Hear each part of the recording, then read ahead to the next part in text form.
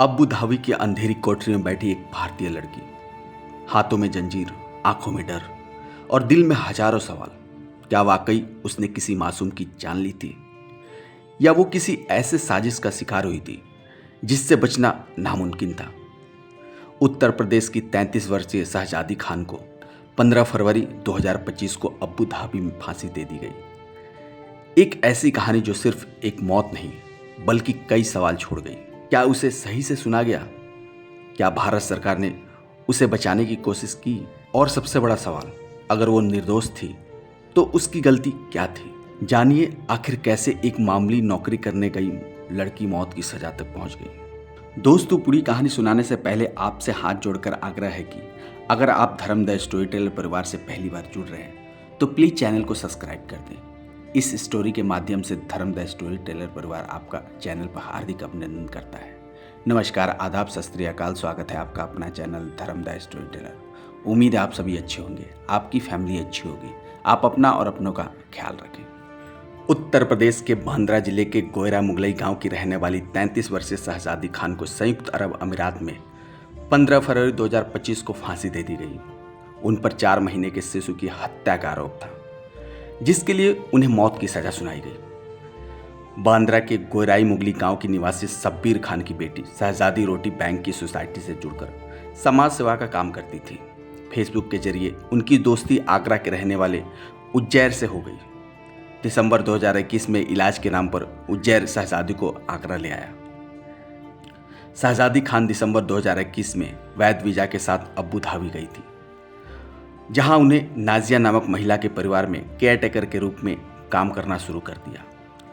अगस्त 2022 में नाजिया ने एक बेटे को जन्म दिया, जिसकी देखभाल की जिम्मेदारी शहजादी को सौंपी गई।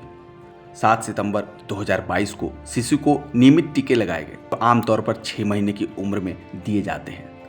उसी शाम शिशु की मृत्यु हो गई। शहजादी के पिता शब्बीर खान का दावा है कि शिशु की मौत टीके के कारण हुई थी, लेकिन शहजादी पर गलत तरीके से हत्या का आरोप लगाया गया।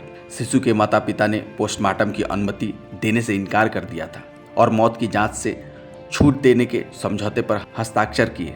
इसके बावजूद शहजादी को 10 फरवरी 2023 को गिरफ्तार कर लिया गया और 31 जुलाई 2023 को अबू धाबी की अदालत ने उन्हें मौत की सजा सुनाई। उन्हें अल बथवा जेल में रखा गया। दुबई में शहजादी को फैज और नादिया बहुत परेशान करते थे। उसने कई बार इंडिया आने की सोची, लेकिन वो लोग वापस नहीं आने देते थे। शहजादी ने पहले बताया था कि वो दोनों उनको घर में बंद रखते थे, कभी बाहर नहीं निकलने देते, मारपीट करते।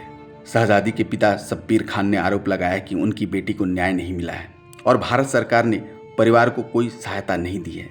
उन्होंने कहा है कि उनके पास ना तो पैसे थे और ना ही वहाँ जाकर वकील करने की कोई साधन था। परिवार के वकील अली मोहम्मद ने फांसी को न्यायिक हत्या की आड़ में न्यायतर हत्या करार दिया है। 14 फरवरी 2025 को शहजादी ने जेल से अपने परिवार को फ़ोन करके बताया कि यह उनकी आखिरी कॉल है और उन्हें 1-2 दिन में फांसी दी जाएगी। 15 फरवरी 2025 को उन्हें फांसी दे दी गई। शहजादी के परिवार वालों को 28 फरवरी तक उनके फांसी के बारे में जानकारी नहीं थी। इसकी आधिकारिक पुष्टि होने पर परिवार को सूचित किया गया। फांसी के बाद शहजादी के पिता और परिवार वालों को इस बात का मलाल रह गया कि वो उसे आखिरी विदाई भी नहीं दे पाएंगे, क्योंकि उसे दुबई में ही 5 मार्च को दफन कर दिया जाएगा। पिता ने बताया कि जब उसे आखिरी बार बात हुई तो उसने कहा था कि अब्बू, मेरा वक्त पूरा हो गया है। विदेश मंत्रालय ने कहा है कि भारतीय दूतावास ने शहजादी को यूएई सरकार के सामने दया याचिका और माफी का अनुरोध भेजने समेत हर संभव कानूनी सहायता प्रदान की है।